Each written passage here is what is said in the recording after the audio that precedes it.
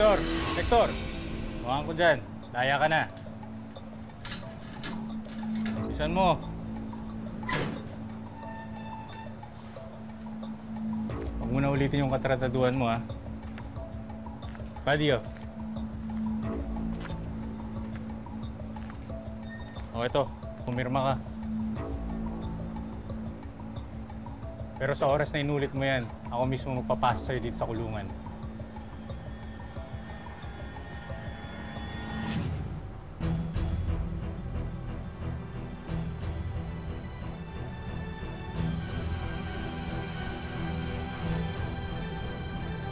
Umanda ka sa akin ngayon, Pretty.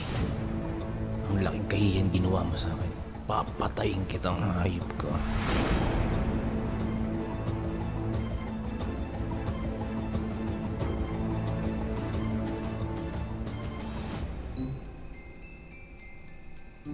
Tara, ka pumasok ka na muna, oh. Diba? Okay ba? Wow! Ang ganda naman dito. Alam mo, Pretty, Paskong Pasko na sa inyo, ha? Siyempre. Ngayon lang ako nagkaroon ng sariling apartment sa buong buhay. Kaya binonggahan ko na ng sobra-sobra. Diba?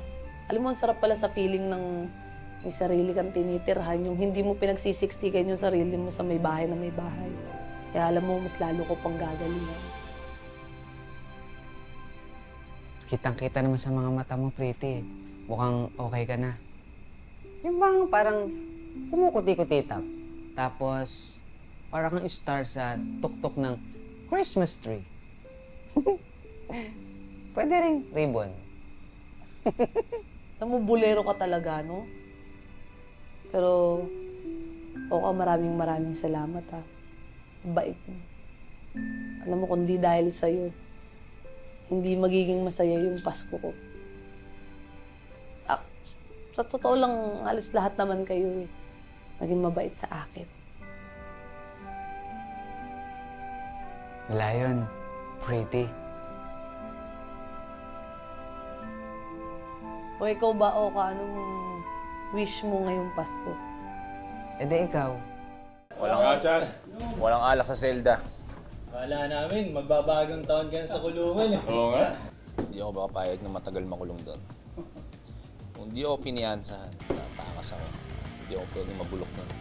Tagay, malupit ka talaga, pre! Oo, ibang klase. Pre. Anong plano mo sa Pasko, pre? May racket ba tayo dyan? Plano mo? Tutuos pa kami ni Pretty. Hindi ko makakalimutan ang ginawa niya sa akin. Baka naman makikipagbalikan ka lang sa kanya. Oo nga. Talaga to. Umanda ka sa akin, Pretty. Tatapusin kita bago matapos ang taon. Lintik ng walang gante.